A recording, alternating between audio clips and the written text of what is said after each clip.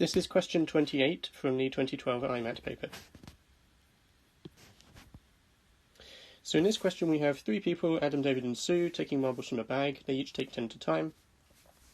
And then at the end there aren't enough for Sue to take 10 on her last turn. So then Adam and David each give her 2 more, and then they've all got the same number of marbles. And the question is, how many marbles did Sue take on her last turn?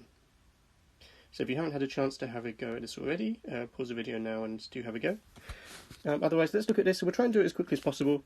So the one thing that might be confusing is you don't know how many turns they took, but the point is it doesn't matter. So suppose they're each taking, suppose there's 1,001 marbles, and they're each taking 10 for quite a long time.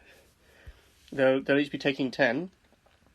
So suppose Adam goes and David goes and Sue goes and they all take 10, and they've all got the same number of marbles.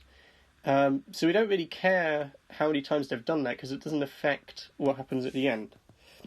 So if we just look at Adam, David and Sue, to make it simple for ourselves, suppose that there were so few marbles that there weren't any previous turns.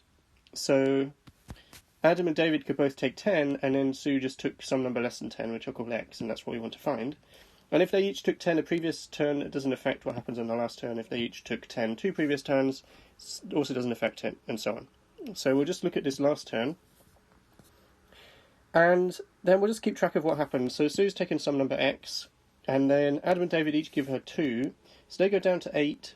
She goes up to 8, because they all have the same at the end. And so they've each given her 2, and she's gained 4.